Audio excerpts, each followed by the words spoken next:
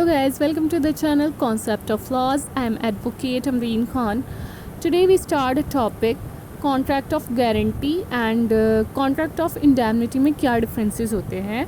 इसको स्टार्ट करने से पहले हमें ये पता होना चाहिए कि कॉन्ट्रैक्ट ऑफ गारंटी क्या होता है। तो इस वीडियो में हम कॉन्ट्रैक्ट ऑफ गारंटी पढ़ेंगे और कॉन्ट्रैक्ट ऑफ इंडेमनिटी हम प्रीवियस वीडियो में डिस्कस कर चुके हैं, उसका लिंक डिस्क्रिप्शन बॉक्स में दे दिया है। सो गाइस, वीडियो को स्टार्ट करने से पहले subscribe my channel and share the videos. Contract of guarantee Indian contract act के सेक्शन 126 में दिया हुआ है।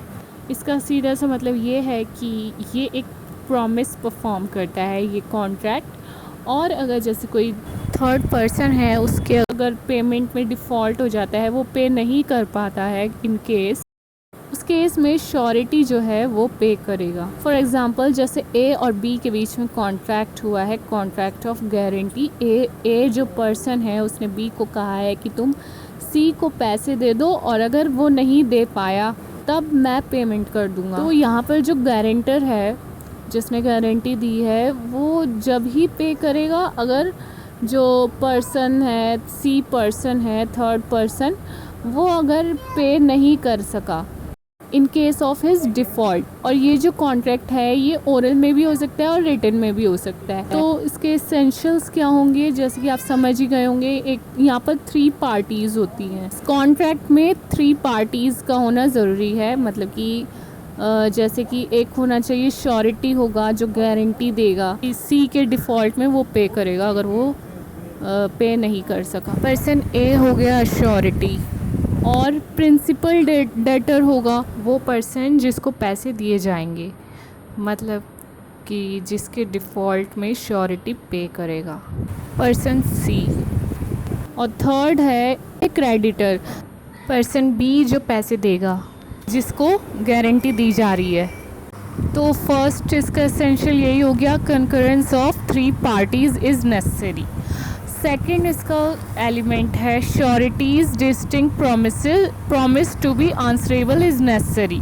श्योरिटी का जो प्रॉमिस है जो उसने कॉन्ट्रैक्ट किया है, कॉन्ट्रैक्ट ऑफ गारंटी, जैसे कि ए और बी के बीच में हुआ था कॉन्ट्रैक्ट, तो ए ने गारंटी दी बी को, तो उसका जो प्रॉमिस हो गया ये, और ये जो प्रॉमिस है इसके लिए आंसरेबल होगा। कौन आंसरेबल होगा? श्योरिटी। बट यहाँ पर ये कहा गया है कि अगर सी अगर नहीं पे कर सका, whose default the guarantee is given, जिसके डिफ़ॉल्ट में गारंटी दी गई, मतलब कि अगर वो नहीं पे कर सका तो किसकी लायबिलिटी बनेगी? श्योरिटी की।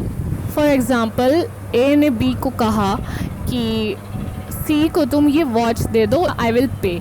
तो ये कोई कॉन्ट्रैक्ट ऑफ गारंटी नहीं हो गई, क्योंकि यहाँ पर वो खुद पे कर रहा है। उसने ये नहीं कहा कि अगर ये पे नहीं कर सका पैसे तो मैं पे करूँगा। ये हो गया कॉन्ट्रैक्ट ऑफ गारंटी कि उसके पेमेंट डिफ़ॉल्ट में वो पे करेगा श्योरिटी। थर्ड एलिमेंट है liability must be legally enforceable. Liability जो होगी वो लीगली एनफोर्सेबल होनी चाहिए। अगर लायबिलिटी एग्जिस्ट नहीं करती है इस कॉन्ट्रैक्ट में तो ये कॉन्ट्रैक्ट ऑफ गारंटी नहीं होगा, कि जैसे कि उसकी लायबिलिटी नहीं बन रही है अगर श्योरिटी की, तो उस केस में ये कॉन्ट्रैक्ट ऑफ गारंटी नहीं माना जाएगा।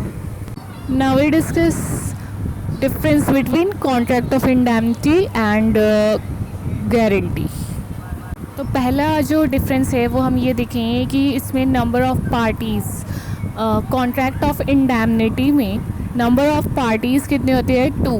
2 parties are there, one who is indemnified और secondly the other who is indemnifier. जो इंडेमनिफायर होता है और एक जो होता है इंडेमनिटी होल्डर होता है। और बट जो ये कॉन्ट्रैक्ट ऑफ गारंटी है यहाँ पर 3 पार्टीज़ होती हैं। First principal debtor, second creditor, और कौन होता है? श्योरिटी होता है। सेकंड डिफरेंस है number of contracts.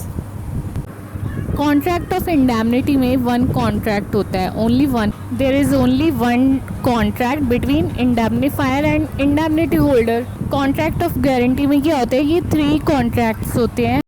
1 is between the creditor and the principal debtor, another between the surety and the creditor, and the third between the surety and principal debtor.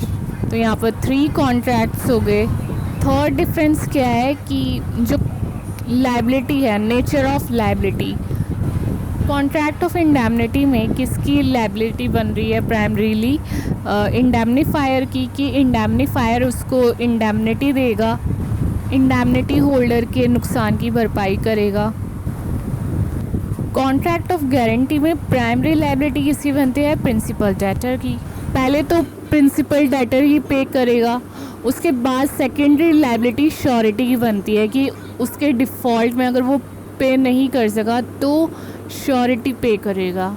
Contract of indemnity का purpose है reimbursement of loss और contract of guarantee का purpose है security of the creditor. Contract of indemnity का जो scope है वो काफ़ी नैरोअर है, narrower than contract of guarantee, और जो कॉन्ट्रैक्ट ऑफ गारंटी है उसका जो स्कोप है वो काफ़ी वाइडर है, wider than contract of indemnity.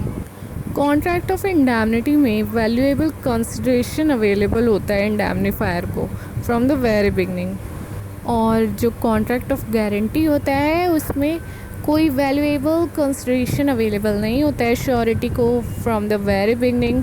ये कब अराइज होता है, इन केस की जो प्रिंसिपल डेटर है, in case of the default committed by the principal debtor.